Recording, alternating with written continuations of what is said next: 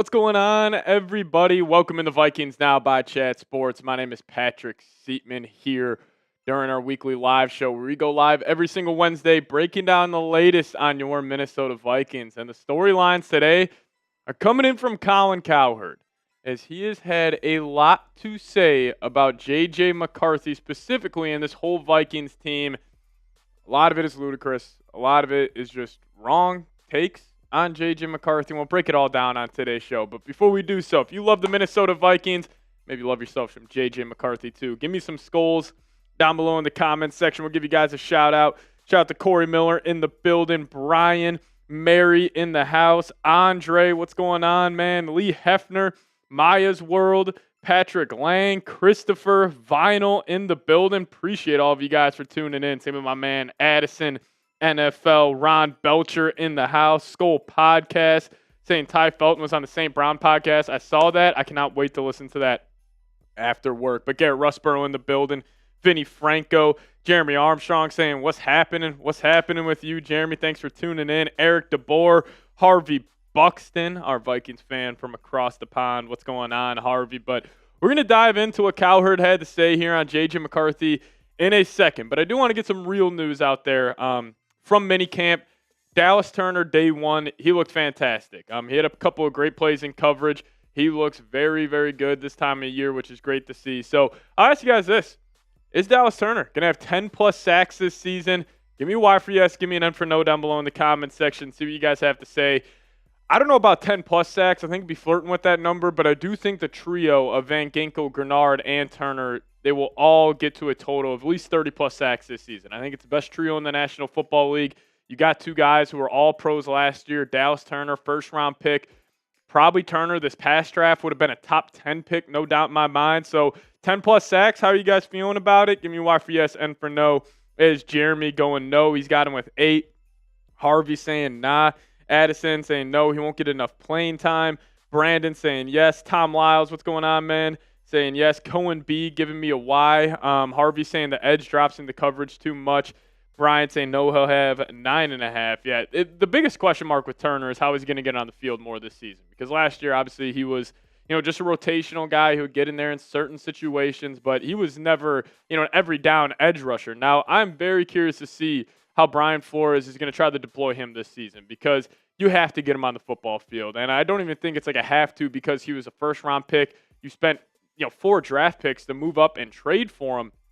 I just think he's too talented. Like, this is a guy who could be a game wrecker. He could have a game next season where he has 3+ sacks and he just dominates that matchup. So I think he will be flirting with 10+ sacks. Maybe that will come in year 3 for Dallas Turner if, Van Ginkel's going to be there next year too. I don't know. It's just going to be very interesting to see how the Vikings are going to kind of figure this whole thing out of having 3 elite edge rushers and playing them on the field at the same time. But I guarantee you, if it's a 3rd and 7 situation, they will have all 3 of them on the field. And that doesn't mean they're all necessarily, trying to get home to the quarterback. Maybe Van Ginkel drops, maybe Turner drops, maybe one of these guys, is dropping back to coverage. But I don't know, Dylan, like this trio right here, man, they're pretty icy. Like Van Ginkel also, the hair, it looks fantastic. He really does look like a Viking. But Dylan, what are you thinking? 10+ sacks, it's a little rich. That would be an unreal season for Dallas Turner. But if you had to give a stat prediction, Dylan, what are you thinking?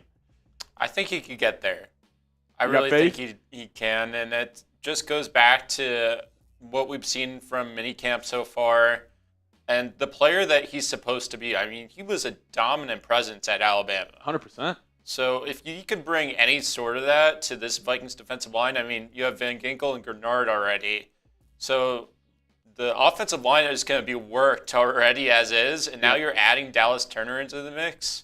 Yeah, he's got to get his share also. And I always like the pro comp for Dallas Turner of Von Miller, kind of being that very bendy, athletic edge rusher. Now, will he ever reach the peaks that Von Miller had? I mean, that would be, a Hall of Fame career. But I don't know. I got faith in DT this year.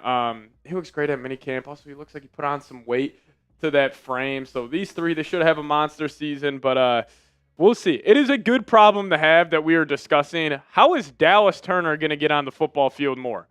I love that that's a conversation. Like, it is truly speaking to, how great Grenard, Van Ginkel are. But I will be curious. Will Van Ginkel be kind of an every down guy like he was last season? can maybe see Dallas Turner taking some snaps away. Grenard will be on the field for damn near 100% of snaps. But maybe we'll see a little regression in Andrew Van Ginkel here. But definitely want to give some love to Dallas Turner, to start today's show, as we do have Garrett Russborough coming in with a $5 super chat. We appreciate you, Garrett. We'll give you some love here in a sec. But Cohen B saying, after seeing his sack versus the Bears, I have full belief in him. Cohen, that sack was disgusting. Darnell Wright, one of the better right tackles in the league. He bent that corner. His knee was scratching the turf of US Bank Stadium, and he was able to get home to the quarterback. So shout out to Dallas Turner, man. I got big expectations for him. He should have big expectations for himself. And, Garrett Russborough here bringing up the main topic of conversation today. And we're going to talk about J.J. McCarthy a whole lot. Dive into some stats. Dive into what J.J.'s teammates are saying about him. But more importantly, what Cowherd's saying about him is Garrett saying, Cowherd is an effing clown. He wanted the Vikings to keep Sam. J.J. is the franchise quarterback. NFL media is straight awful skull. And I will say, NFL media, maybe it's just because it's June, and maybe it's just because I'm getting triggered so much just listening to people talk about the Minnesota Vikings. Like Cowherd still will get up on his show and say he had 2 knee surgeries, which just isn't the case. That's just a lie. Cowherd today was saying J.J. doesn't have a big arm. What are you watching? Like, please go throw on the tape of him at Michigan. Just because they didn't ask him to throw the ball 35 times a game, he just is immediately in his, small brain of his just being like, oh, J.J., he doesn't have a big arm. He can't do that because Michigan didn't ask him to do that. And that is my least favorite take out there right now, where it's like, oh, he only threw the ball more than 30 times in a game one time over the last 2 seasons at Michigan. Like, there's no way he could do it in the NFL. Just because Michigan didn't ask J.J. to throw the ball over the lot doesn't mean he can't. And that's like what is so mind-boggling. Now, I am not going to get up on here and say, J.J. is going to be a no-doubt, surefire Hall of Fame guy. Like, he's going to be a for sure top 7 quarterback in the league from day one. But I think you can just take a negative perspective or a positive perspective on J.J. And with him not playing last season, everybody in NFL media is just assuming, oh, he's just not going to work out. It's not going to happen. Vikings made a mistake where it's like, well, what if you take the positive side? What if J.J. McCarthy's better than I expect? What if he's better than y'all expect? Then what are we talking about with this Vikings team? We're talking about them going and winning a Super Bowl this season. So, Garrett, I agree with you. Appreciate you tuning in. But, J.J.'s looked good at minicamp. He's tossing the ball all around the lot. It was funny. Cowherd was running with the report that he was quoting Ross Tucker on his TV show. He was quoting Ross Tucker on his podcast. And I'm like, is that what we're doing right now? We're quoting Ross Tucker as our go-to source for the Minnesota Vikings. Like, maybe Cowherd just has kind of lost his fastball a little bit. And we'll talk about it on today's show. But it's going to be a fun one. And speaking about a fun one, Z Cool coming in with a $10 super chat. Appreciate you, Brody. Saying year in, year out, everyone doubts the ability of the purple and gold every single offseason, Z Cool. When will you predict this change and them to give us the credit we deserve? Mainly give KOC and Kwesi the credit for it. I don't know. And, it's funny, Z Cool, that you bring that up. I was thinking about, like, last year. When the Vikings, they started off 5-0, dropped those 2 games to the Lions and the Rams, and they went on a 9-game winning streak. And even when the Vikings were at a point where they were 11-2, 12-2, people still didn't give this football team credit until they went into Seattle and beat the Seahawks, and they beat the Green Bay Packers the week after. But still, everybody was trying to spin zone it as like, oh, this is kind of a fugazi season. And, they didn't win a playoff game. So maybe they were right. But also you ran into the Los Angeles Rams. I think probably was the second best team in the NFC this past season. Kind of got screwed making that a road game. But, yeah, I don't understand it. It's every single season. Now, Z Cool, I do kind of have a theory on this because we will – I promise you, when people start doing the predictions around July, you'll see like, oh, the Chicago Bears, they're going to be, dark horse to win the NFC North. I honestly think it's like, from their perspective, the Cowherd's big with Fox. Who does Fox want to be good, the Vikings or the Bears? It's the Bears. It's a bigger market. Caleb Williams is a more of a marketable star than J.J. McCarthy is. And I think almost that bias kind of slips into their mind a little bit when they're predicting and they're judging these football teams where it's like in themselves, they're really hoping that the Bears are good. Like that would be huge for Fox. Or if the Bears are, if the Bears had the season the Vikings did last year, they're probably being talked about every single show. They are in the A block. They are everything everybody is talking about. But, yeah, especially on the Kevin O'Connell and Kwesi part, like, I don't get it. Like, he just won Coach of the Year. Kwesi's had, obviously him drafting players is not going well, but he's had unreal free agency classes. He has built one of the best rosters in the National Football League. I just don't get it. I just think it's going to be something that, these big-time media heads, they know the Vikings aren't technically good for their business, so they're not going to want them to play good, and I think it just kind of creeps into their, bias around the football team. But Z Cool, I really do appreciate you, man. Thank you so much for sending in $10 super chat. But also my guy, Corey Miller. What's going on, man? Saying Skull Pat Seeps. If Hawk isn't the same as pre-injury, what trade capital could we get? And would you be happy with Josh Oliver as tight end 1? Skull, Mr. Pat Seeps. Skull to you, Mr. Corey Miller. On the TJ Hawkinson front, listen, the guy was coming off a torn ACL. And, last season he was obviously, not as good as we would have hoped. Especially that Lions game in Week 18. There's a lot of 50-50 balls where I felt like Hawk should have came down with those. And he just didn't. I don't think he was making enough plays last season. But he looks fantastic at minicamp. He looks like he's in great shape. And, again, this is great shape, best shape of my life season where everybody is in fantastic shape. But Hawk looks good. And I do think, you guys remember when J.J. was at Michigan, him and Colson Loveland had an awesome connection. I wonder if he's going to have that same connection with TJ Hawkinson. So I'm going to wait on Hawk to say if we should trade him or not. But in terms of draft capital we could get for Hawkinson, if he isn't the same guy, I don't know if you really could get much. Maybe a 5th-round pick if the trade deadline rolls around and, he's not the same guy. I don't know if a team would want to take, him on with his contract if he's not producing like the same guy he was. In terms of Josh Oliver being tight end 1, I mean this in no slight to Oliver. He is the best run-blocking tight end in the league. I think he is going to be a huge part of this offense. But I think he is he's the best tight end 2 you could have next to Hawkinson. But him as just a lone tight end 1, I wouldn't love that idea. I think I would need more of a true pass catcher as that backup tight end. But I definitely do think KOC could make it work out. But yeah, I would hope to keep Hawk. I think Hawk's gonna have a bounce back year. I really, really do. But coming up on today's show, why everybody's in the building today? Bunch of sickos consuming Vikings content in the middle of June. We're gonna talk about what Colin Cowherd said. And then, out of spite to Cowherd, my second segment, I want to do why J.J. McCarthy will succeed with the Minnesota Vikings and put the NFL world on notice. And then we will have a mailbag on today's show in about 35, 40 minutes or so. So if you guys got a question, use hashtag Vikings or send in a super chat to get up on the show. Either works, but please get those questions in there. Just put in the live chat, and then with your comment, attach hashtag Vikings. We get your name, profile pic up on screen next to me. And if you guys are ready to roll, I know a lot of you guys are. We got a lot of quotes.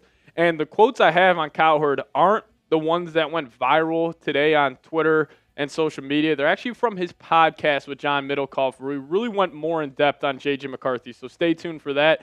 And if you guys are ready to roll, hit that thumbs up icon. We're at 31 likes right now. Let's get 4 more likes, and then we can get started. 4 more people hit that thumbs up icon. And we will get this thing underway. Cohen saying, how come you ask us to do the hashtag Vikings? Great question, Cohen. So in our software, we're producer Dylan, killing on the 1s and 2s.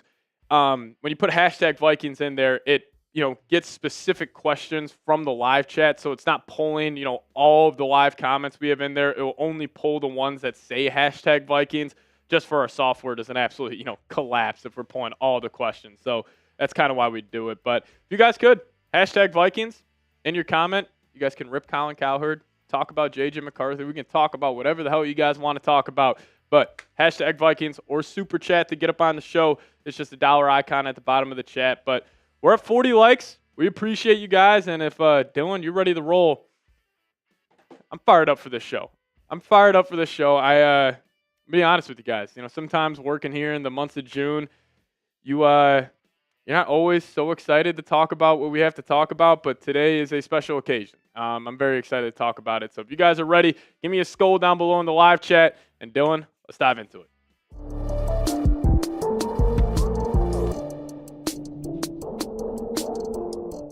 What's going on, everybody? Welcome in the Vikings Now by Chat Sports. My name is Patrick Siepman, and coming up on today's show, Colin Cowherd. He was saying a whole lot of negative around J.J. McCarthy and the Minnesota Vikings. He was on a podcast recently with former NFL scout John Middlecoff, and we're going to talk about what both of those guys had to say, taking some shots at J.J. McCarthy. Cowherd thinks we should have brought back Sam Darnold.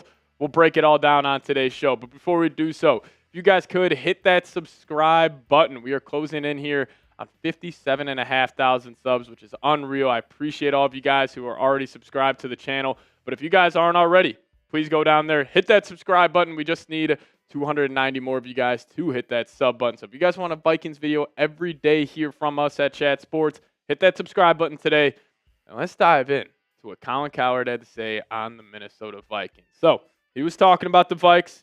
He was chopping it up with John Middlecoff heading into the season. And this is how he started talking about J.J. McCarthy. The J.J. McCarthy stuff is fascinating to me. He was the only guy in the QB class 2 years ago I didn't like. I just didn't see it. I thought he was a bit small, athletic enough. I'm always cautious when people say he is a winner. What the hell does that mean? It doesn't mean anything. And the way Cowherd talks about McCarthy, he treats him like he was a 7th-round pick. You know, he treats him like he was Brock Purdy. You know, he's got an okay arm. He's an okay athlete. Like, it is just funny how Cowherd talks about this guy because JJ's got a firearm. He's got a whip of an arm. He is a very underrated athlete. And my prediction right now is J.J. McCarthy will be treated just like how Brock Purdy is treated. Where I truly believe, I think J.J. McCarthy is going to have a very successful first year starting, where I think he's going to put up some good numbers, but the Vikings are going to win a whole lot of games. And when people are talking about the Vikes, they're going to say the same things they said about Brock Purdy, where it's like, oh, it's the Kyle Shanahan system. It's the Kevin O'Connell system. Oh, he's throwing to Justin Jefferson. He's throwing to Jordan Addison. It's not him being the reason why the Vikings are successful. It's because of the system. It has nothing to do with him. The same conversations that we were having about Brock Purdy when Brock Purdy was leading the 49ers on deep playoff runs and playing some great football. Like, Purdy doesn't get enough credit for how he processes the game, and I think the same things will be said, just like how they cover Brock Purdy, the same things will be said about J.J. McCarthy. But also, Colin Cowherd had this to say. J.J. McCarthy, the last 2 seasons at Michigan, only threw the ball over 30 times, 1 time. Ross Tucker came out with a story. I think Ross is a very credible guy. He said there are concerns. They wanted to re-sign Darnold. And I heard the same thing. He said they actually want Sam. If Ross Tucker says there are concerns, I believe him. Ross Tucker? Are we serious? Is that where you're going to get your information on the Minnesota Vikings? Like, there are so many great beat reporters out there. Alec Lewis does a fantastic job. Will Regetz of Sports Illustrated. Like, even the Score North and Purple Daily guys, they do fantastic stuff.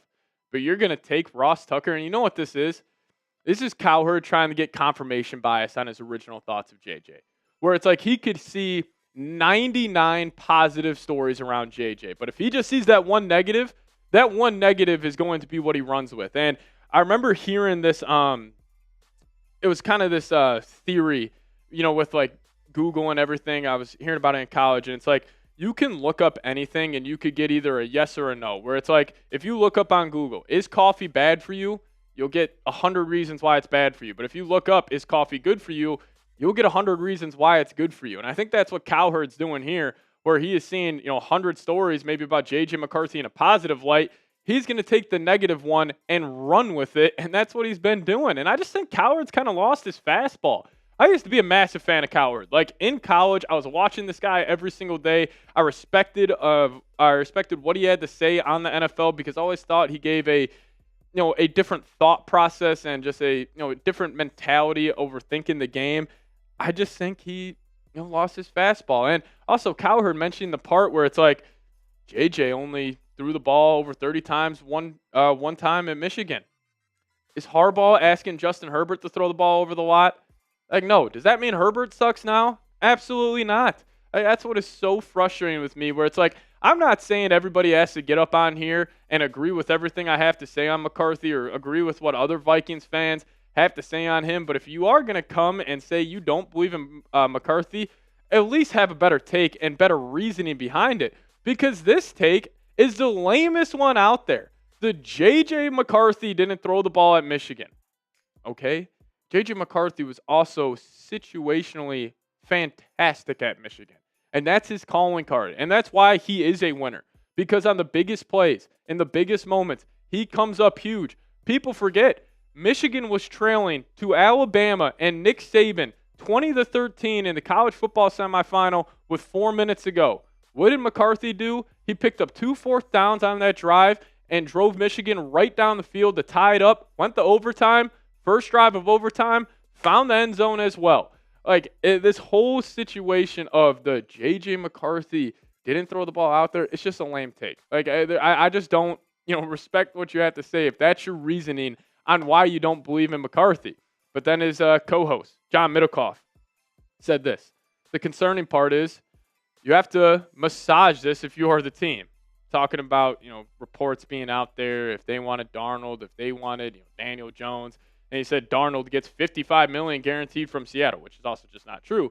And they said, we can't give him that. I think they wanted to keep Daniel Jones. They made a big deal to bring him in last season. The Vikes just wanted DJ as a backup. Can we all grow up here a little bit? If Daniel Jones was on the Vikings, there is no quarterback competition right now whatsoever. He's just a high-end backup. And people, it's almost like when they talk about Sam Darnold and this Vikings team last year, they just kind of forget about the last 2 games. Yes, I had my problems with Kevin O'Connell in that wild card game. I thought he should have leaned more into the run. I actually felt like the Vikings were a little bit successful there. But the main reason why the Vikes lost those last 2 matchups, it was because of Darnold. He was terrible in the red zone. He was terrible in big-time situations in both those games. And these are his stats in 2 games. Just over 200 yards a night. He threw 1 touchdown for a guy that threw 35 touchdowns for the entire season. He had 1 interception. He wasn't completing passes. He was missing the layups. He was missing the easy flats. He was terrible. His pocket presence was so bad. I know the Vikings, they have him 9 sacks in a wild card game. 6 of those can be credited to Sam Darnold and his pocket presence, which I promise you Vikings fans, J.J. McCarthy has fantastic pocket presence. So I don't get where this kind of hate is coming. It really does feel like hate for J.J. McCarthy. There's really no reasoning to not believe in him. If you just go watch the tape, you go watch everything he's about, he is a winner. He's got a live arm. He's got a massive, massive arm. And I think that's people, they don't give him enough credit for that. So if you guys believe in J.J. McCarthy, please give me a me down below in the comment section. I need some more positivity in my life. And so if you guys could, if you believe in McCarthy, give me a me down below. Now we'll dive into more around McCarthy here in a second. But first off, if you guys want to get a new Minnesota Vikings hoodie today, we got a deal for you guys where hoodies are up to 50% off. If you hit that link, chatsports.com/Vikings hoodie. Click that link in the comment section and description of today's show. This deal is going on right now for the summer, so take advantage of it. They're up to 50% off. Just make sure you click that link, chatsports.com/Vikings hoodie, to get a sweet deal today on some new Vikings merch in your life. Click that link down below in the comment section and description of today's show. Now, I do just want to wrap up today's show talking more about J.J. McCarthy here. I think the Vikes and J.J. are a match made in heaven. I was originally, before the pre-draft process, I was saying, I think Drake May would work really well with the Kevin O'Connell system. But honestly, if I had to handpick any quarterback, it would be McCarthy, even over Caleb Williams, even over Drake May, all of these guys. I would take McCarthy because, truly McCarthy feels like a younger version of Kevin O'Connell. He talks just like him. JJ, his buzzword is I'm addicted to the process. I'm addicted to getting better each and every day. And that's what Kevin O'Connell says all the time. He's all about the process, getting better day in, day out. And for everybody kind of saying, well, why should I believe in JJ McCarthy? The biggest reason to believe in JJ is because Kevin O'Connell believes. He is regarded as the best quarterback whisperer in the National Football League. And he had a ton of different options out there. But he chose to stick with J.J. McCarthy in a year the Vikings think they can win the Super Bowl. He could have signed Aaron Rodgers. That was on the table. It had nothing to do with the financial side of it. Rodgers said he would have signed a $5 million deal. But what did the Vikings do? They decided to roll with that Ferrari they have parked in the garage, and they cannot wait, bring it out there. So I don't get it. And, also one last thing on Cowherd. He treats J.J. McCarthy like this is a Make-A-Wish kid. Like, this is just, J.J.'s one of those guys where it's like, oh, he's lucky to have that starting role in Minnesota. He didn't earn it. Like, I just don't understand the hate, and I can't wait to see the spin zone Cowherd has here, where I promise you the Vikings are going to rip off a 4-1 start to the season. I think they're going to be very successful early, and I can't wait to see him try to backtrack this, where it's like, oh, it's because of Jefferson, it's because of Kevin O'Connell. Like, that's going to be the only reason JJ is successful, and he's kind of against the 8-ball here. Like, you think about. And I agree. Like, the Vikings roster is stacked. I think it's the best place in the National Football League to play the quarterback position because of KOC and Justin Jefferson. But there is truly no weaknesses on this Vikings roster. Like, maybe the cornerback 2 spot or the cornerback 3 spot, but they're stacked on both lines. They got great weapons. They got a great safety trio. Love their linebacker room. There's really no excuse for this team not to be great. And I just can't wait to see how these guys who have been just ripping the Vikings all offseason. Like, what are they going to say when they're successful? And I don't know. Maybe it's just this time of the offseason where it's June and Cowherd knows what he's doing. He knows he's going to have a bunch of Vikings fans, commenting under his page. And maybe he's just doing it for clicks. Maybe he's engagement farming, but I don't know. But I had to just get that off my chest, everybody. Crazy times we live in the NFL world. Another offseason comes along, and the Vikings are just getting ripped. So if you guys made it to the end of today's show, hit me with a skull down below in the comment section, and we'll see y'all next time. As always, Skull Vikes. Alrighty. You guys let me know, though. Are the Vikes Super Bowl contenders? As Abby Skull saying, #Vikings. Never forget when Colin Cowherd said, hey, LeBron, Ben Simmons is here. We're all good. That is. Hopefully his takes on J.J. will be up to par with his takes on Ben Simmons. But yeah, man, I just don't understand it. Don't understand it at all. And I promise you this, Cowherd would be picking the Vikings to win the Super Bowl this season if we had Aaron Rodgers as the quarterback. I bet you the Vikings would be the favorites in the NFC. Maybe not over the Eagles, but they would for sure have the second best odds if they had Aaron Rodgers. It just drives me crazy, man. It really does. But Mary, what's going on? Appreciate you for sending a $2 super chat. Everybody give me a skull, Mary, down below in the comment section. Show her some love. As she says, we will prove them wrong. They underestimate us. They did last offseason. Now, I had the Vikings last year going 10-7. I always said it's going to come down to the quarterback position because the roster last year was, again, pretty good. But it's way better this year. And I truly believe this. We have an upgrade at the quarterback position in J.J. McCarthy. Will he put up the 35 touchdowns, 4,000 yards that Sam Darnold did? Maybe not. But in certain situations and situational greatness, that's who J.J. McCarthy is. And I think he's going to prove a lot of people wrong. Like, you think about it, they got one of the best coaching staffs in the league, if not the best. They got one of the best rosters in the league. It should be a more physical football team this season. It's going to come down to J.J. McCarthy. And if it comes down to J.J. McCarthy, we're going to be all right because the kid's a stud. He's going to prove a lot of people wrong. And again, this is just pre-draft bias that they have because a lot of these guys were not fans of J.J. He didn't throw the ball one time in the second half against Penn State. He was playing on a stacked team at Michigan. There's no way he can be good. They're going to be eating their words here. Hopefully early next season. Hopefully it's about 4 months from now and we can get another Cowherd video about him trying to backtrack his takes on the Minnesota Vikings. But we'll see. Skylar getting a question in there. I appreciate you for the mailbag. Again, if you guys do have a question, #Vikings. Get them in the live chat right now. Or if you guys want to super chat to get up on the show, either works. But we appreciate everybody hanging out with us today. Cannot wait for the season, man. It's gonna be a ton of fun, and just hanging out with you guys. It's gonna be sweet. Z Cool saying I'm down with Jaire. Yeah, Darren Wolfson said the Vikes were out on Jaire. I think that's more of maybe the Vikes having a little faith in Isaiah Rodgers and Mekhi Blackman. Because, listen, they didn't draft a corner when they clearly needed to. Or at least we thought they needed to. Jalen Ramsey's on the trade block. Jaire Alexander's out there. Maybe they just have a lot more faith than even we think for that cornerback spot. So, Z Cool saying 4 questions so far. Need more? Z, get all the questions you want down there. I would appreciate everybody to get some questions. But, yeah, I don't know. Like, Jaire Alexander is one of those guys, like, I'd be pretty thrilled if the Vikings picked him up. But it's also, like, I won't crash out if they don't. I don't know. Kind of in between on Jaire. Like, yeah, I would love him, but it's not like the end of the world if we, don't end up signing him. But Anthony Sebring, what's going on, Brody? Anthony, I'll never forget you during the Colts comeback game. You're like predicting the comeback as it was happening. One of my favorite memories, working here at Chat Sports. So shout out to you, Anthony. But saying, Skull, I believe in J.J. and we fixed our issues. So yes, the Vikings did. Like, clearly they need to get better in the trenches.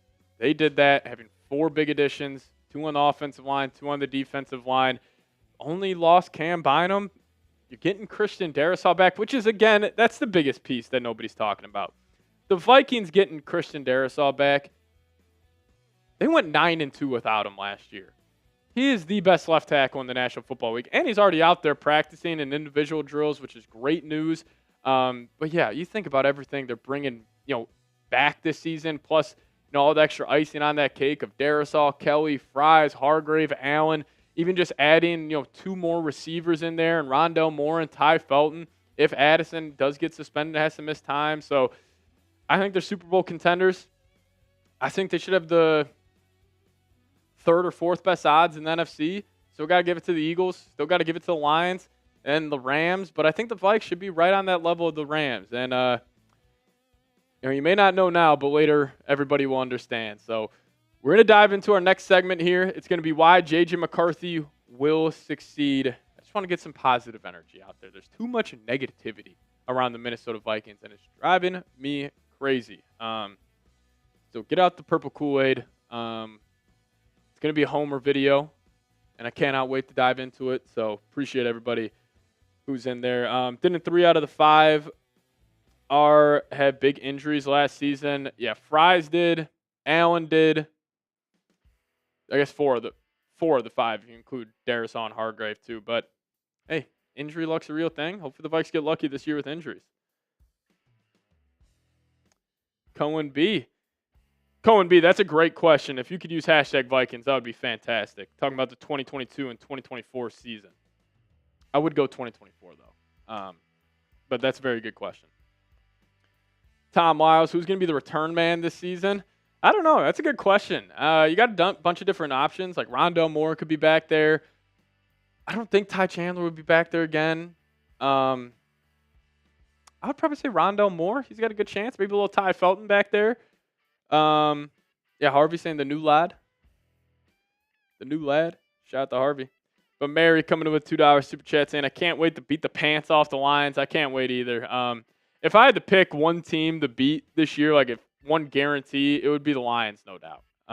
They have gotten the best of the Vikings too much over the last couple of years. But, Mary, I appreciate you. But we're going to dive into this next segment here as we got breaking news around the NFL, not with the Minnesota Vikings. Jermaine Pratt signing with the Las Vegas Raiders. There we go. Raiders getting some much-needed depth at the linebacker spot. I was interested in him coming to the Vikes, but just as like a depth guy, be like the 3rd or 4th linebacker. But he's going to the Raiders on a 1-year, $4.78 million deal. Shout out to you, Sebring, for getting a question in there. I appreciate you. Addison NFL in the building. But if you guys are ready to roll, let's dive into why J.J. McCarthy will shock the NFL. It's upcoming.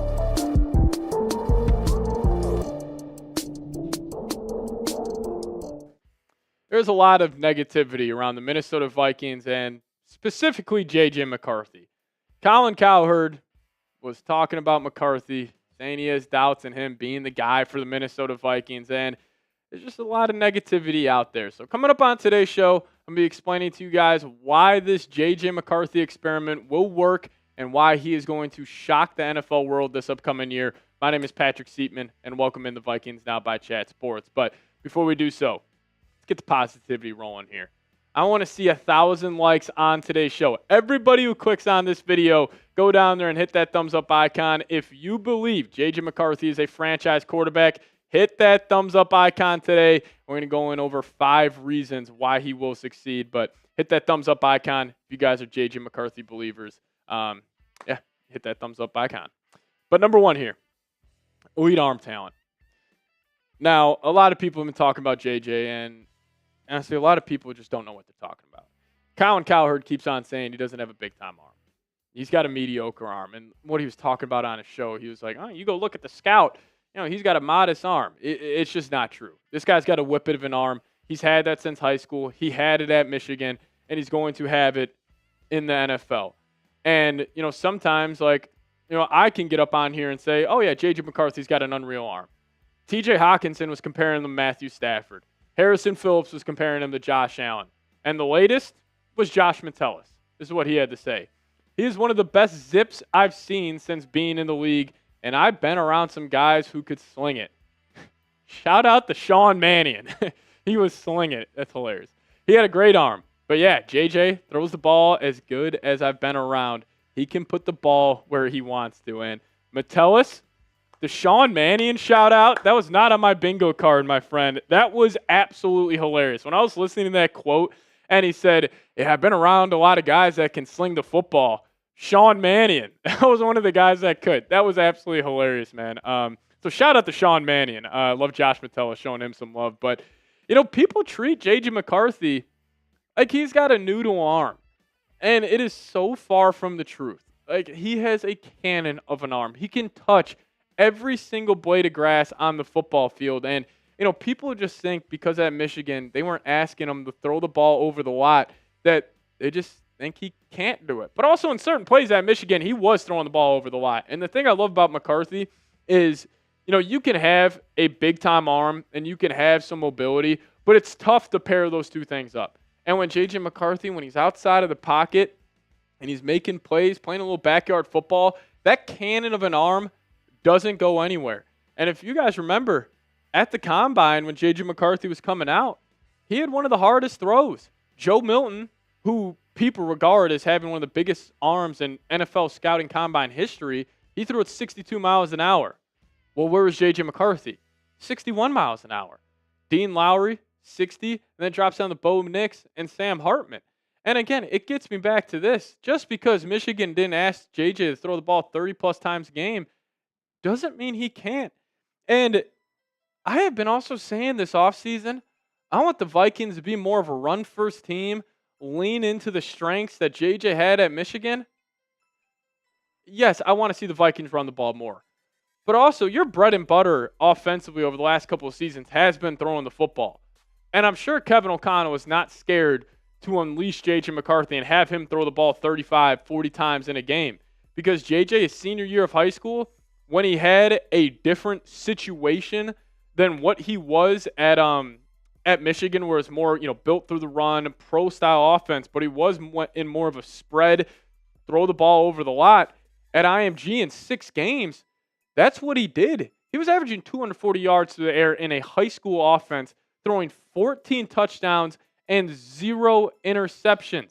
That's just in 6 games played. So that elite arm talent is there. And that is honestly, when I see somebody tell me JJ doesn't have a big arm, I just can't take you seriously on what you have to say about the NFL. Because that clearly means you didn't go back and watch him at Michigan. You were just box score hunting.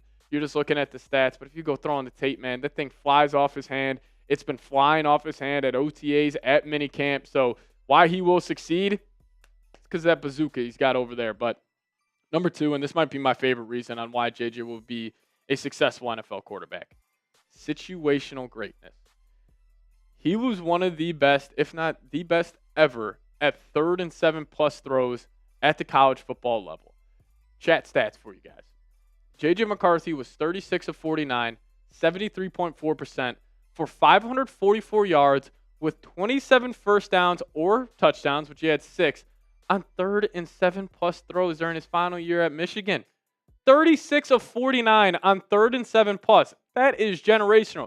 That's the situational greatness I'm talking about, where it's big-time moments. You take that Rose Bowl game, college football semifinal, JJ gets the ball, they're down 7, marches right down up the field, picks up 2 4th downs, scores a touchdown. Back in overtime. First touchdown on the first drive of the game. And that's why he is a winner.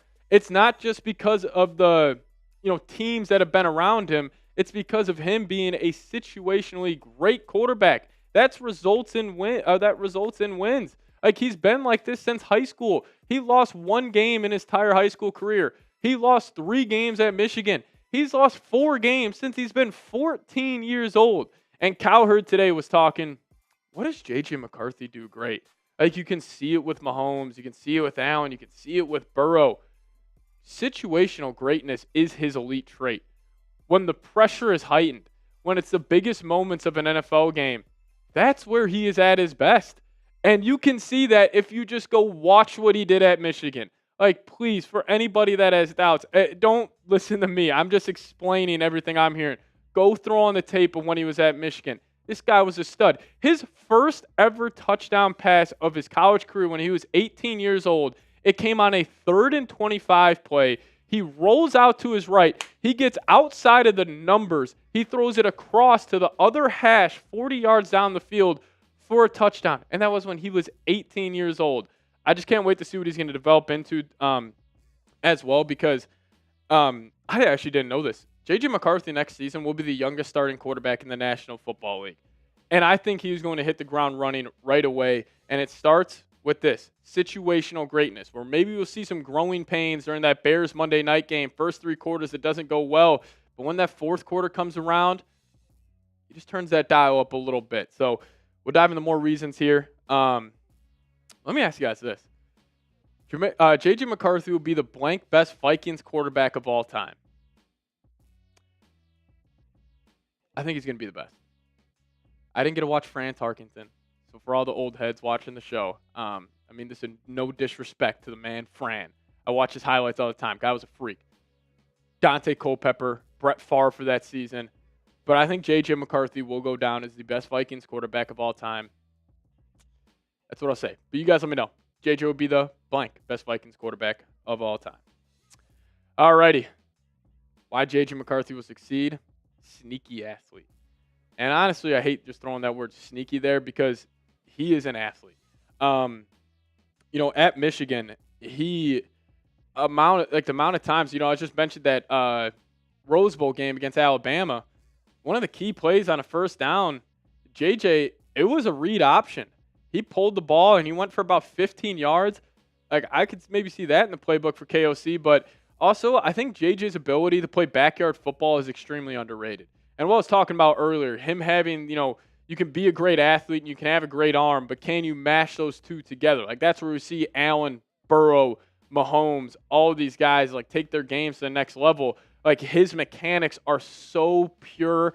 They're so just, honestly, over-repped at this point. Like, you can tell this is something he has been grinding since he has been in middle school. But when he is out escaping outside the pocket, that cannon doesn't go anywhere. He still has it on him, and that's where I was mainly impressed with him at Michigan, was when he was rolling out, he's able to flip those hips, deliver an absolute needle of a throw to a wide receiver. And in terms of him just being an athlete and how he can impact the run game, I think we will see some read options at a point this season.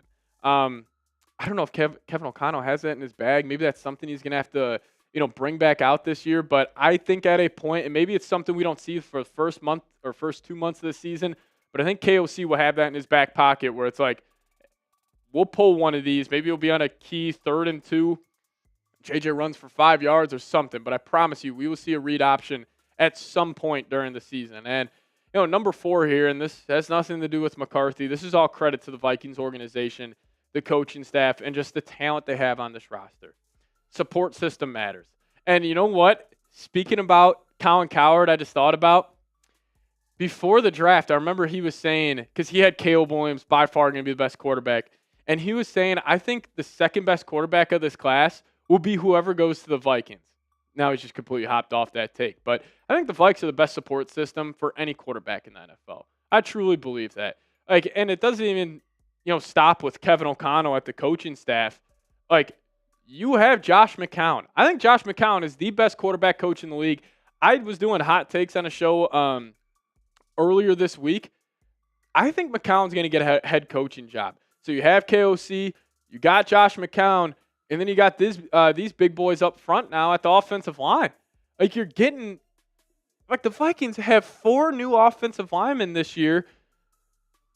Christian Darrisaw, Donovan Jackson, Ryan Kelly, and Will Fries. Last year, that was Cam Robinson, Blake Brandell, Garrett Bradbury, and Dalton Reisner. The upgrades they have had at this offensive line are fantastic. And then we know the calling card of the Vikings. It's their weapons on the outside. I will challenge anybody watching the show right now. Find me a better team that has a better combination of 2 wide receivers, 2 running backs, and a better tight end. I don't think you can find one in the National Football League. And also, talk about support system here. Justin Jefferson. Justin Jefferson is a young quarterback's best friend. He is not even, I don't even think he's at the peak of his powers right now. I think he's going to have an unreal year. And when you just have that guy to throw the ball to, I think it's going to do generational things for J.J. McCarthy this season. And, the last reason why I think he'll succeed, the intangibles. This has nothing to do with who he is on the field. It has everything to do with who he is off the field. And if you guys have just heard him talk, hear him at the press conferences, he has this contagious energy about him. And I'm sure you guys have somebody who you're friends with or you work with where they just bring this positive energy everywhere they go. And people want to be around this guy. People want him to succeed. They want to go play for him. And I promise you, those guys in that locker room, I am happy Cowherd saying this because all these guys are online. They see just about as much as we see. And they're seeing Cowherd dog their guy. They're seeing all this negativity around J.J. McCarthy. I'm sure these guys will be a little extra motivated where it's like, yeah, we're going to go do it for number 9. We're going to go do it for J.J. McCarthy. I'm going to get that little extra effort so J.J. can prove everybody wrong because also they see how hard this guy's working. They see him in the weight room, staying, after practice, getting there before practice. Like every little thing you would want out of a starting quarterback, J.J. McCarthy is just that. That's all I got to say, man. That's all I got to say. I'm fired up for this season. I can't wait to watch him play, prove all these people wrong because it just never ends. It never ends. But if you guys made it to the end of today's show, hit me with a skull down below in the comment section, and we will see you guys next time. As always, Skull Vikes. Alrighty. Had to ask you guys this question, though. J.J. McCarthy will be the blank best Vikings quarterback of all time.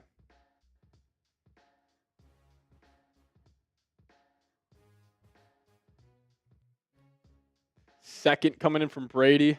I didn't mean to throw a shot at Fran right there.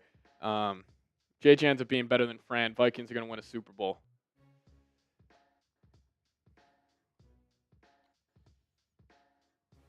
Appreciate you guys. I was mainly using this as a therapy session, which I normally do for these live shows. Because, listen, I was having a fantastic day yesterday. I was just chilling at my house. I was watching Dexter, the new show Tires on Netflix, and I was like, oh, Cowherd dropped a podcast. Saw he was talking about the Vikings, and I just saw him just ripping JJ for 20 straight minutes, and I was like, oh, my God. I just hate everything about this. It was honestly the worst 20 minutes of podcasting I've ever listened to. I don't know, man. I don't know what's going to happen. Tires is great. You're watching that over there, Harvey? I love that. No, Tires is fun. Also, you guys let me know. You guys got any TV show recommendations down below in the live chat? I'm watching Dexter right now, but once that wraps up, I'm going to have something else to watch. I keep seeing stuff on Instagram and Twitter about Love Island. That's all I get, and I don't think I could watch Love Island by myself. Young Sheldon. It's funny, my grandpa used to love The Big Bang Theory. Sons of Anarchy, Gold Rush. Any, Dylan, have you ever watched Prison Break? Not. You have not watched Prison Break? I saw that on Netflix. I was like, Prison Break looks pretty good. Maybe I'll do that, but I don't know. Persons of Interest. Have you seen Psych? I have not seen Psych. You just started watching Prison Break, Lego fella? Is it a good show? Really good? Anthony Sebring, Rick and Morty. I used to be a big Rick and Morty fan a couple years ago. I was first season of Prison Break's good. Rest is terrible. I don't know. It looked pretty entertaining. I was looking at the trailer for it, so I was maybe thinking about that. Yeah, but Dexter will keep me occupied for a couple of weeks here. But hey, Mary coming in. Oh, yeah. I can't wait to beat the pants off the Lions. I've never heard that before. Beat the pants off somebody? I think I'm going to start saying that. I like that.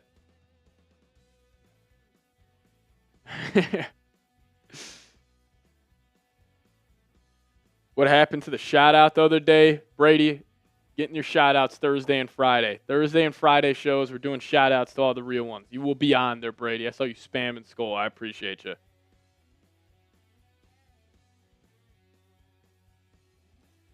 Yeah, alrighty. We're going to dive into a mailbag here. Yeah, I saw Season 8 of Rick and Morty just dropped. I don't think I've seen Season 5, 6, or 7. I think I stopped after 4, I believe.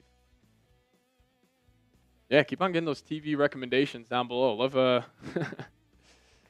no show drags on like Prison Break. See, now you guys are making me not want to watch Prison Break. I was actually kind of getting excited about it.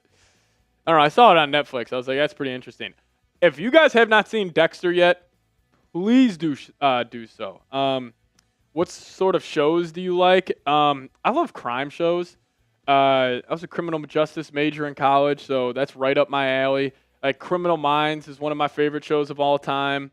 Obviously Dexter. Like, please watch Dexter if you guys haven't already. It is a fantastic show. Justified is a great show. Brooklyn Nine-Nine. I've seen some episodes of that. Brooklyn Nine-Nine is funny. No way, Sebring. Really? Okay, no, that's fine. Don't care about the spoilers, but not football related. But who would you get, or who would you pick in their prime? Eva Longoria, Sofia Vergara, and Jessica Alba. That's the Modern Family girl, right? Yeah, 100% her. 100% her.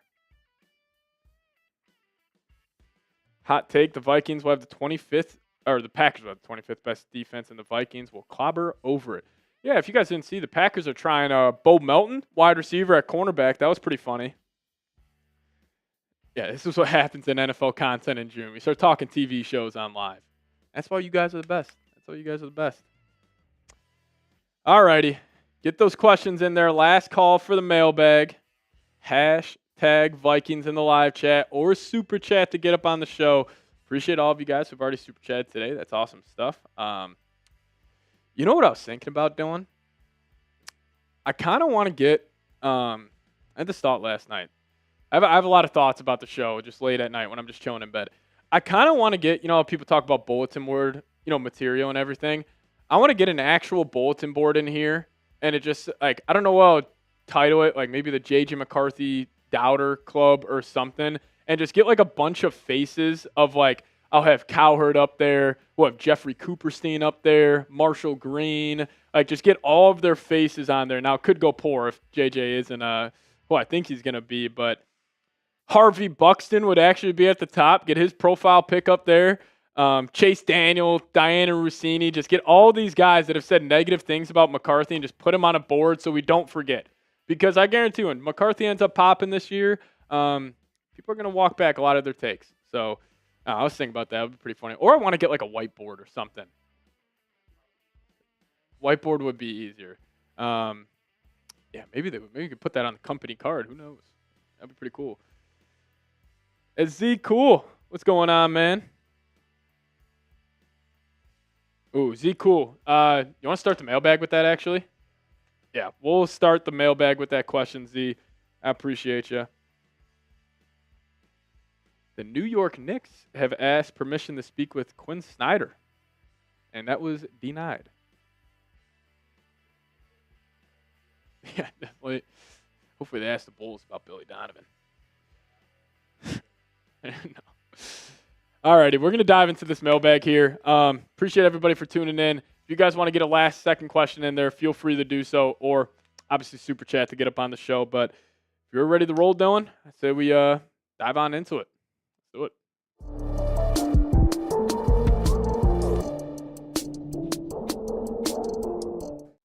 What's going on, everybody? Welcome to the Vikings Now by Chat Sports. My name is Patrick Siepman, and coming up on today's show, it's a mailbag where I answer all of your guys' questions on the latest going on around the Minnesota Vikings.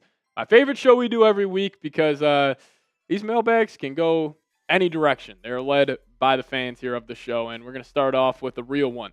Z Cool coming in with a question saying, I know it's a decent time till opening season game, but what is your hot take on that game? You pick the category. So some late night thoughts I was having actually about this game, Z Cool. Thank you for bringing this up. My hot take is the Vikings win by double digits. I'm going to probably make a bet. Vikings minus 9.5 in that game. I think they're going to roll the Bears. But specifically, like a player popping off in that game. You know what, actually? My hot take for this game, the Vikings look like the Vikings of last year. And what I mean by that is they're going to be throwing the ball over the lot. I think a lot of us are anticipating we're going to roll into Chicago, Soldier Field, and we're going to try to establish this new look Vikings. We're running the football. We're a physical team. I think KOC is going to kind of zag on that, and he's going to say, hey, we're going to run the same offense we did last year. I'm going to let J.J. McCarthy throw the ball over the lot. So I'll say the Vikes win by 10, and J.J. goes for 250 and 3, and quiets a lot of the noise around the NFL media right now. But Z Cool, appreciate you, Brody. If you guys got a hot take on the Vikes-Bears game week 1, drop those down below. Mossing around, fantastic name. Fantastic name. What was your favorite play from last season? Favorite play from last season. All right, a couple come to mind. I think the Darnold throw to Jefferson, down 24-20. In Seattle, the spinning Justin Jefferson catch, that has to be up there. I think the 97-yard bomb Jefferson had from Darnold, I think that's got to be up there too. I'll throw a wild card out there. Jordan Addison, Week 17 versus the Green Bay Packers. He had that stop turnaround route where he looked like he was running a hitch, broke his feet down, threw his hands up, and he spun, completely dusted the Packers corner. I think that's up there. Or is it a Van Ginkel pick six week 1? No. It's Van Ginkel's pick six against Aaron Rodgers. That was absolutely electric. There's a ton of plays though, man. It was a really special year last year, but great question. I appreciate you. Anthony Sebring, what's going on, Brody? Hashtag Vikings. Will we see more trick plays and sweeps with a running QB as J.J.? 100%. Kevin O'Connell's a sicko for a trick play. You know what? We're going to combine two questions right here. Hot take for week 1. What if the first the J.J. touchdown is Jefferson throwing it to McCarthy? Kevin O'Connell is addicted to Justin Jefferson passes. What if that's the first touchdown of the season? And it's J.J., just not the way we thought it was going to be. But in all seriousness, I do 100% think they will. I think maybe they'll have some QB sweeps in there, have some read options, some triple options. But, when you have an athlete like J.J. McCarthy, you just allow a guy like Kevin O'Connell to get incredibly creative. So, man, I'm just thinking about that. How awesome would that be if Jefferson throws a touchdown to J.J. McCarthy on the first drive of the season? That'll be sick. But, Sebring, I appreciate you. Cohen B, is Justin Jefferson's fantasy production going to go down with a change at quarterback and an improved run game introduced? Maybe. I understand the logic there. Obviously you're assuming the Vikes aren't going to be throwing the ball like as much as they were in 2024, and obviously improved run game and everything. But I don't think Jefferson's going to go down to 1,100 yards season. I still think he'll be around 1,400. Now, in terms of his ceiling, if the Vikings ran it back with Darnold hypothetically, or they still had Kirk Cousins kicking it, I could be seeing Jefferson ripping a 1,800, 1,900 yard season like he did back in 2022. But I don't think it will take a huge dip. I do think it will take a little bit of a dip, though, because also I think they're going to be, Hawkinson back for all 17 games. You're going to be throwing it to him more. I think Addison will have a bigger role. I would still say Jefferson goes for around 1,300, 1,400 yards. As I'm seeing in live chat right now, if 1,400 yards is a down year for Jettas, damn, that's fine for me. Exactly. People are talking about him having a down year last year, and you look up at the end of the season, he has 1,500 yards. So, yeah, I think it'll be around 1,400. Corey Miller, what's up, man? Skull Pat Seeps, if Hawk isn't the same guy as pre-injury, what trade capital could we get, and would you be happy with Josh Oliver as tight end 1? Skull Mr. Pat Seeps, skull to you, Corey. Well, if he isn't the same guy as he was pre-injury, I think it may be tough to, get any sort of draft capital back from him. Maybe you could still, acquire like a 5th or maybe a 4th round pick for him. But in terms of Oliver being a tight end 1, I love Josh Oliver. I think he's the most underrated player on the Minnesota Vikings. Just what he does in the run game. And also, he stepped up as a pass catcher a lot last season. But as him as just like the true tight end 1, I would hope we would have a receiving threat as the tight end 2. It's like one of those things. I think Josh Oliver is the best tight end 2 in the league. He would be a very low-tier tight end 1. Like, would I be happy with it? I would be okay with it. I don't think I would be thrilled, but yeah, that's where I'm going to go with Josh Oliver and Hawk. But let me ask you guys this. Next season, it's going to be a fun one. Which game are you most excited about this season? I didn't even have an answer prepared for this. I'm going to try to go non-divisional games because those are kind of obvious. I mean, either of the Lions games, but I honestly think the games against the Bengals and the Ravens, both of them are at home. You got Joe Burrow, Lamar Jackson in your building. I'm very fired up for those. The Harbaugh game, Thursday Night Football, J.J. versus Harbaugh again. The Commanders game is going to be fun, taking on Jaden Daniels. But right now, the game I'm most excited about is Week 1 versus Chicago Bears. I cannot wait for that matchup. But also like Week 18 versus the Packers, that could have a lot on the line. But non-divisional games, I'd probably go Ravens or Bengals.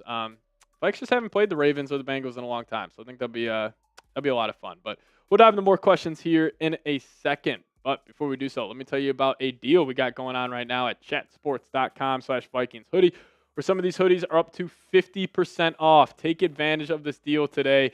They're flying off the shelves here. So if you guys want to get some more Vikings merch in your life, just hit that link, chatsports.com/Vikings hoodie.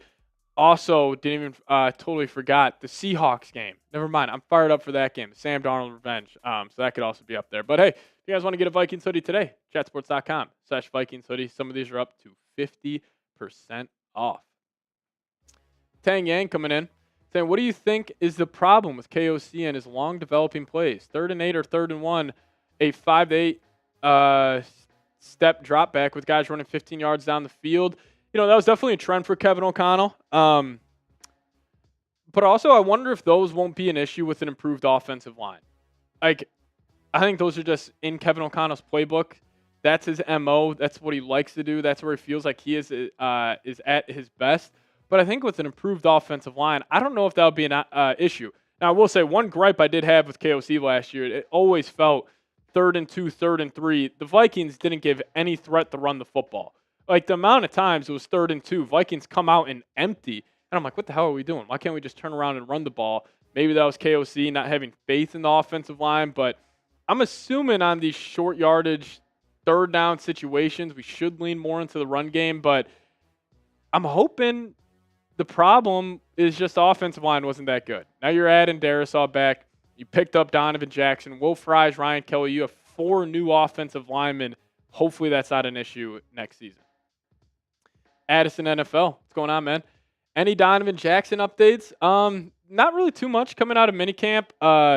Obviously, pads aren't on for these guys yet, so it's kind of tough to get a feel for an offensive lineman. I think we'll really get the first real feel of Jackson during the preseason. But, yeah, honestly, haven't really seen much on him so far, but I'm assuming he'll be just fine. I think the biggest advantage for Donovan Jackson in this season is you got Christian Darisaw playing right next to you. You got a veteran in Ryan Kelly as your center.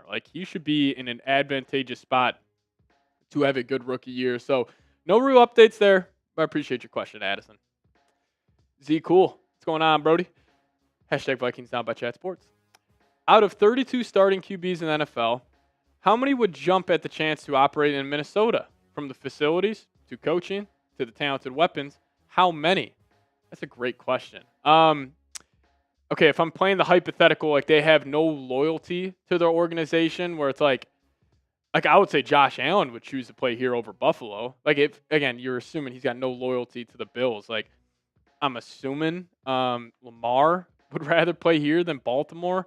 I think the Vikings are up there. Honestly, the only team, like the Rams, I would say just to go play with Sean McVay. Like the Chiefs to just go play, with Andy Reid. I think the Eagles, with the amount of talent they have on that side of the ball. But like you said, in terms of facilities, coaching, and the weapons, the Vikings are top 5.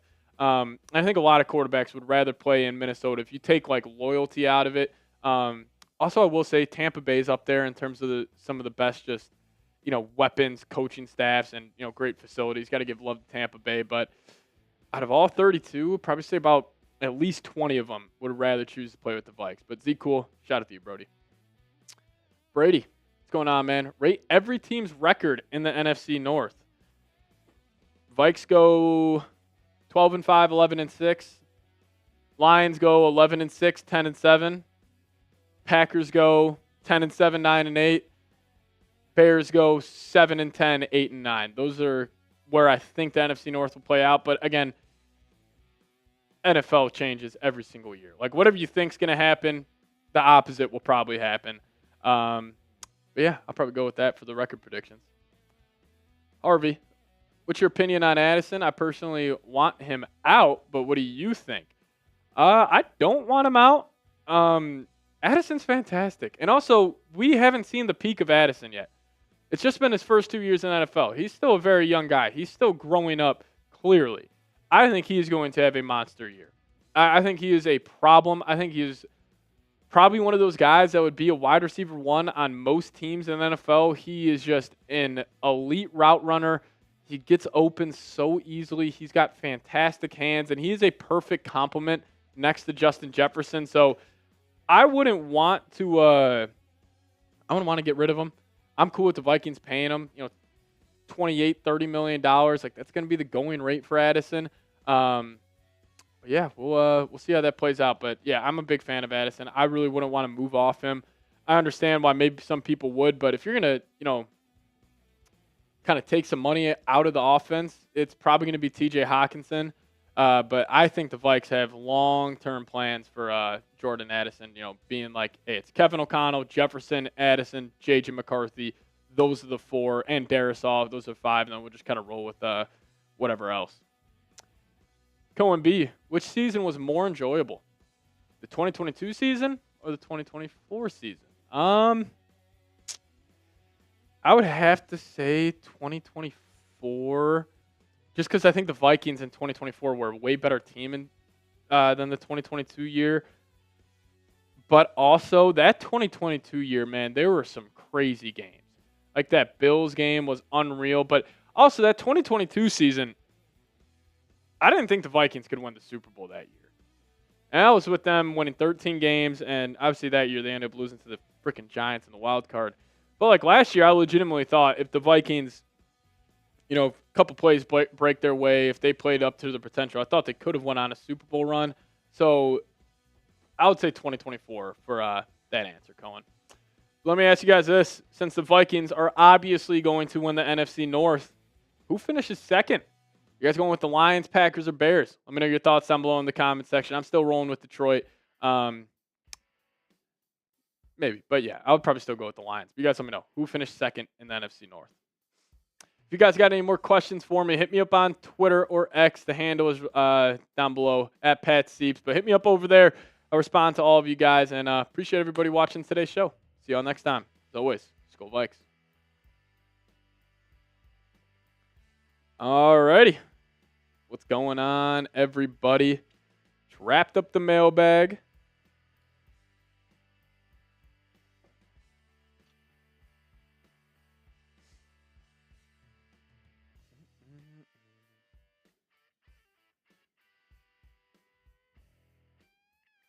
Tang Yang coming in with another $5 super chat. Thoughts on Darisaw's future on the Vikings if he keeps getting hurt? It's going to be a Jaire situation all over again, but it's with the Vikes. I disagree with that. I don't think it will be a Jaire Alexander situation. Also, Darisaw is just a way better player than Jaire at his position. Now, when Jaire was fully healthy and he was at his peak, he he was obviously very good. But yeah, I mean, this is Darisaul's first injury here. Like, and it was kind of on a fluky play. He got rolled up on towards ACL, MCL, just a clean tear. I don't think this is going to be something that lingers. Now, if he has another major injury, like, yes, that would be a huge concern. But you kind of just got to hope for luck on this one. But yeah, Tang, I really got I got no worries about Darisaul. It's my man Scott Hernan. What's going on, buddy? Saying, yeah, buddy. 89 days ago, December 21st, Seeps, NYG. I'm hoping you guys are starting Jackson Dart at that point, Scotty. But, yeah, man, I can't wait. It's going to be a lot of fun. What if the Giants are battling for a little wild card spot at that time, Hernan? That could be a big-time game. But, man, I love when the Vikings play the Giants. It is one of my favorite games every single year. We got blessed last year to be able to play you guys because of the just divisional standings and everything. So I can't wait. Every game on the Vikings schedule this year is awesome. Like, even a game against the Giants, I'm excited for it. It's going to be fun. Scott, Marsh, and I were just we were actually talking about in the office how awesome you are. We were showing you a lot of love, so we really, really do appreciate you, man. But we're going to sign off out of here, everybody. We got to get out of here. We got to get some more work done. And just appreciate everybody watching today's show. Appreciate everybody who super chatted today. Supporting the show really does go a long way. And yeah, thank you guys so much for just all the support on the channel. Z Cool, Cohen B, all of you guys. Harvey Buxton. Harvey Buxton's going to go right on the J.J. McCarthy doubter whiteboard. Just smack his face up there, man. But yeah, all of you guys, Lego Fella, Corey Miller, all the real ones in the building. Shout out to all of you guys, but we'll see you guys next week. This time on 4 o'clock next Wednesday. And yeah, peace out. Skol Vikes.